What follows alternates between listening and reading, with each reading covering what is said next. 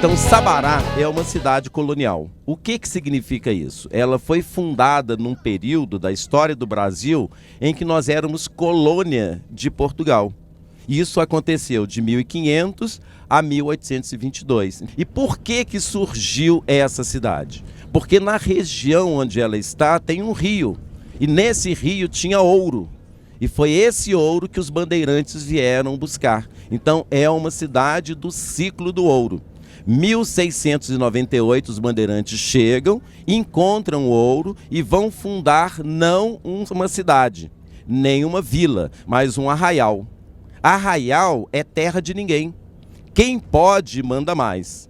Então, quando os bandeirantes chegam e fundam um arraial, aí começa a ter conflitos, brigas, porque não tinha norma de convívio, não tinha lei. O que eles vão fazer? Construir um espaço chamado Casa de Câmara, para que os ditos homens bons se reunissem para propor essas normas de convívio, as leis. Eles vão colocar junto a essa casa de câmara um padrão de pedra com uma esfera armilar em cima, que a gente chama de pelourinho, para dar validade às leis. O que dava validade a uma lei? A leitura dela em praça pública junto ao pelourinho. Essa rua que nós estamos nela e que a gente vai ter a oportunidade de passar, chama-se Rua Dom Pedro II. Mas no período colonial chamava-se Rua Direita. Rua Direita é onde moravam os ditos homens bons, ou seja, aquelas pessoas que tinham poder aquisitivo maior e que faziam as normas de convívio. E esse conjunto de casas dá-se o nome de casario. Esse casario é do estilo colonial português. Então os portugueses chegam e fazem essas casas, que têm as seguintes características: casas gêmeas, coladas umas nas outras. Tá? Elas são alinhadas com a rua.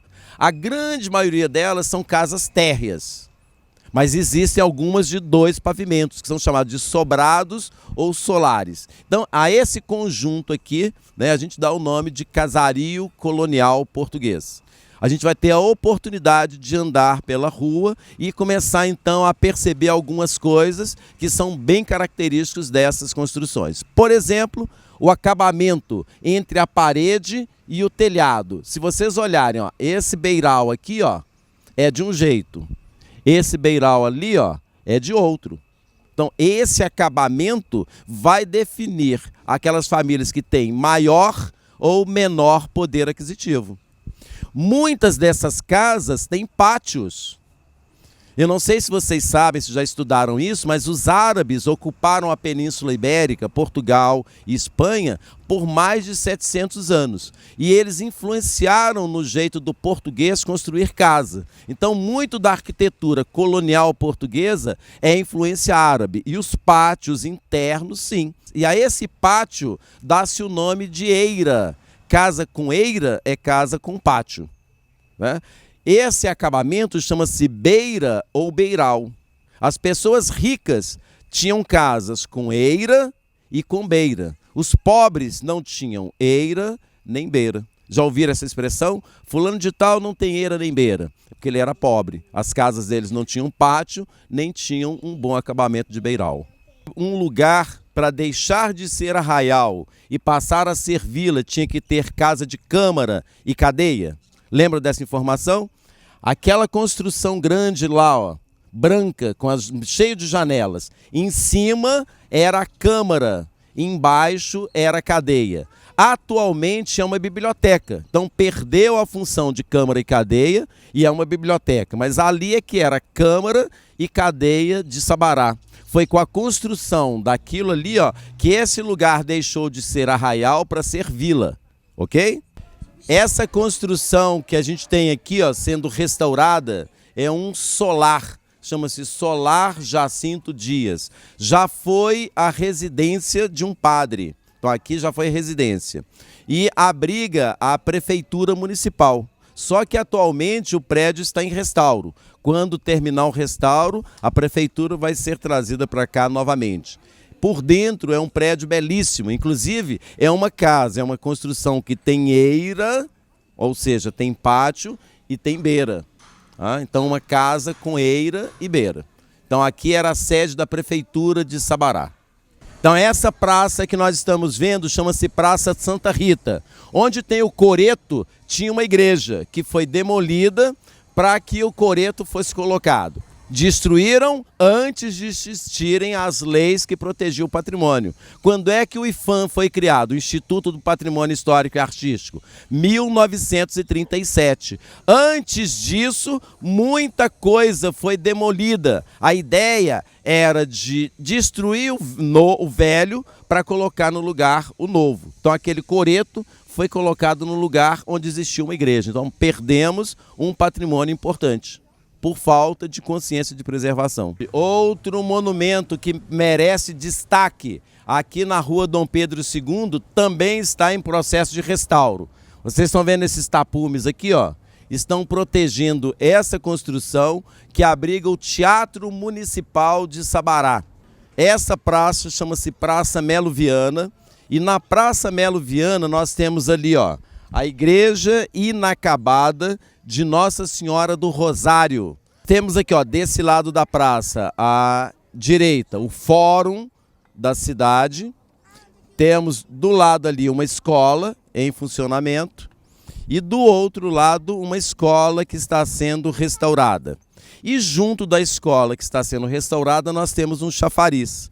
Vamos lembrar que chafariz é mobiliário urbano das vilas. Esse espaço que nós estamos chama-se adro ou átrio. Então nós estamos no adro da Igreja Inacabada de Nossa Senhora do Rosário. Como eu comentei para vocês, essa igreja estava sendo construída pelos negros para que eles pudessem frequentar. Só que antes, em 1713, ao ganhar esse terreno, eles construíram essa capela. Então essa capela é anterior a essa igreja maior. Quando eles perceberam que essa capela estava pequena para eles pensaram em construir uma igreja maior. Só que se eles fizessem a demolição da capela para construir essa igreja, enquanto a igreja estava construída, onde é que eles iam celebrar? Não teriam lugar. Então eles mantêm a capela primitiva e vão no entorno dela construindo essa igreja maior. Eles não eram escravos? Que hora que eles trabalhavam para eles? No horário de folga. Enquanto descansa, carrega a pedra. Não tem esse ditado? Olha a grossura das paredes, olha o tanto que essa igreja ia ser monumental. Exatamente isso. Quando a igreja estivesse já com telhado, só na fase de acabamento, eles fariam a demolição da capela. Perfeito. Bom, essa construção que a gente está em frente a ela, a função dela não era ser museu, era ser uma residência onde morava o intendente na parte de cima e a parte de baixo ele usava para fazer a fundição do ouro. Então aqui funcionou como intendência e casa de fundição. Hoje a gente vai visitar como museu e tem um acervo de arte sacra, mobiliário, falando sobre técnicas de mineração. É isso que a gente vai ver. Combinado? Essa construção, então, ela é do século XVIII e ela está preservada. A parte de cima era a casa do intendente, aquela pessoa responsável por cobrar o imposto. E, claro, quando ele morava aqui, essas peças não estavam aqui. Aqui foi montado quando virou museu. E a gente vai falar um pouquinho sobre cada um dos ambientes. Essa sala é chamada Sala dos Quatro Continentes.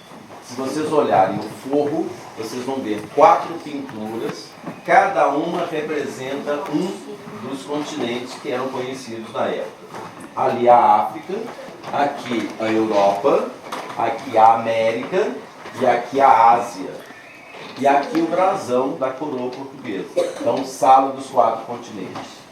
E quem cuidava dos interesses de Portugal nessas colônias é esse sujeito que está retratado nessa pintura aqui, ó, Marquês de Pombal. Então, esse é o Marquês de Pombal, que era ministro ultramarino. Em cima dessa mesa, nós temos aqui, ó, bacia e gomil de prata. Mas para que isso? Para fazer higiene pessoal. Vocês acham que eles tomavam banho todos os dias? Não. Não se tinha hábito de tomar banho todos os dias. Sim. O que é isso aqui? Isso aqui chama-se estribo. Estribo serve para apoiar o pé para subir no cavalo. Eu faço isso. Então, as peças que estão nessa sala foram feitas para a igreja. Então são esculturas e pinturas que a gente chama de arte sacra.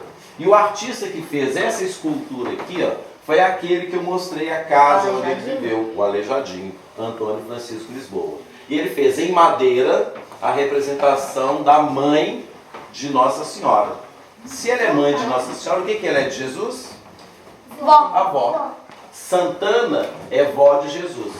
E foi o Aleijadinho que fez. Então é claro, né? Tá? Do lado oposto, olha aí um oratório. A palavra oratório vem do latim, significa lugar de oração. Então as pessoas têm em casa oratórios como esse para fazer suas orações. Então, além de frequentar a igreja, né, tem esse hábito do mineiro de ter oratórios em casa. E essa imagem do Cristo pregado na cruz, percebe que ela tem uma curvatura ali, olha, ela é curva.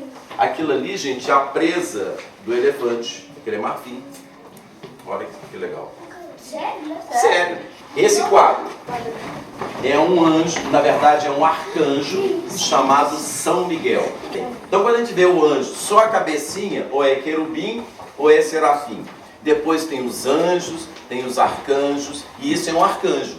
Na verdade, essa peça chama-se relicário. Então existem relíquias dentro da religião católica. E onde é que as relíquias são expostas? Em relicários. Então eu coloco essa parte, essa relíquia aqui dentro, tem um vidro tampando para proteger, e eu exponho isso em algum lugar. Então nós temos 2 relicários. E entre os relicários, mais um oratório. E eu queria chamar a atenção para esse santo aqui, ó. Ele nasceu numa cidade italiana chamada Assis. E o nome dele, Francisco. Então, São Francisco de Assis. Por que ele está segurando a caveira? É a reflexão sobre a certeza da morte. Inclusive, tem aquele personagem do William Shakespeare, Hamlet, que faz essa reflexão, né? Existir ou não existir? Eis a questão. Então, a caveira simboliza a morte. E lembrar que esse santo é o protetor dos animais. Aqui nós temos o mobiliário de um escritório, com a escrivaninha, com a mesa. Se vocês observarem em cima da mesa, tem uma pena. Por quê? Exato, escrevia-se com pena de ave. Então você pegava a pena, molhava no tinteiro e escrevia. Depois é que foram desenvolvidas as canetas. E esse quadro que está aí na parede é de um sujeito que trouxe uma máquina trituradora de minério que funcionava com a força da água. A gente vai ver isso lá no pátio. Barão de Eichberg. Bom, aqui é uma sala de jantar. E quando a gente vê em sala de jantar mesas tão grandes assim, é para lembrar que ter 10, 12, 14 filhos era a coisa mais comum. Hoje uma família que tem 3 filhos, nossa, você tem 3 filhos, né? Era 12, 15, 20 filhos. Se vocês pesquisarem na família de vocês, os avós, pois é. Né? Então, e hoje cada um come num horário. Existia a tradição de a família estar em casa para estar à mesa, todos juntos durante o jantar. Os pais sentados às cabeceiras e os filhos nas laterais. E tinha lugar marcado. Os mais jovens perto da mãe e os mais velhos perto do pai. Vocês se lembram que agora há pouco a gente viu um quarto de solteiro, né? Quarto da donzela. Esse aqui é o quarto do casal. Então uma cama de casal. Esse dispositivo só com um casal aqui. Só com um casal de 1 metro. É verdade que é muito pequeno. Pois é. Se o cara tivesse 2 metros, ele não vai caber nessa. Não caberia. Não caberia. Mas é interessante você ter comentado isso, porque assim, hoje eu moro em Belo Horizonte, aí eu entro numa loja de móveis, eu vejo lá uma mobília. Aí um amigo meu que mora lá no Pará, né, entra numa loja de móveis e vê aquela mesma mobília. Por quê? É tudo padronizado. E naquela época, nas casas tinham banheiro? Não. Onde é que as pessoas faziam as necessidades? Em cadeiras higiênicas como essa aqui, ó. Esse buraquinho aqui, ó, é para o sujeito sentar, põe o pinico aqui embaixo, faz as necessidades. Bom, eu, minerador, cheguei com o ouro aqui. O intendente, a primeira coisa que ele faz, pesar o ouro, ver quanto que tem. E aí ele vai dividir esse ouro em 5 partes iguais. Aí eles retiram uma parte para mandar para Portugal e 4 partes para entregar para o minerador. Só que antes ele vai ter que fundir esse ouro. Então ele precisa de uma panela. Essa panela aqui, ó, chama-se cadinho. Ele coloca o ouro aqui dentro em pó, aí ele joga dentro das formas e espera esfriar. Aí solidifica outra vez. Essas barras são levadas para aquela prensa, onde ele vai colocar a marca da coroa portuguesa. Aqui nessa sala, a gente vai ter um cofre. Dentro desse cofre, vocês vão ver barras de ouro. Aí alguém vai perguntar, é ouro de verdade? Não, é réplica. Tá? Mas é A gente vai ter. Não, é tudo réplica. Você vai Balanças, armas de fogo, armas brancas, e a gente vai ter um cofre lá, um ostensório, que é um cálice onde se coloca óleo. Pode entrar e ver o assunto. Isso.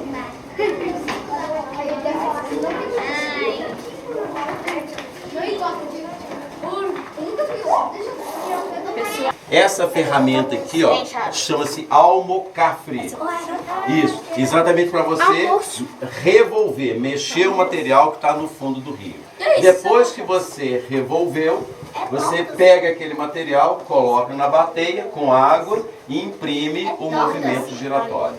Essa igreja que está aqui do nosso lado é a igreja da Ordem Terceira de Nossa Senhora do Carmo. O que é curioso a gente perceber nessa igreja é que o cemitério não é nos fundos nem do lado, é na frente da igreja. E quando a gente passar para o outro lado, a gente vai ver que na fachada da igreja tem esculturas em pedra, feitas por Antônio Francisco Lisboa, o Aleijadinho. Então, Igreja da Ordem Terceira de Nossa Senhora do Carmo. Fachada com obras do Aleijadinho e o cemitério na frente. Vamos lá para ver isso?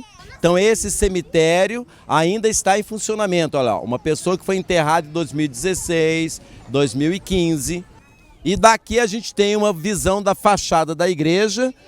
Em cima da porta, a portada é do Aleijadinho, foi ele que esculpiu. E entre as torres, o frontão, também em pedra, são esculturas dele. Então essa fachada tem obras do Aleijadinho.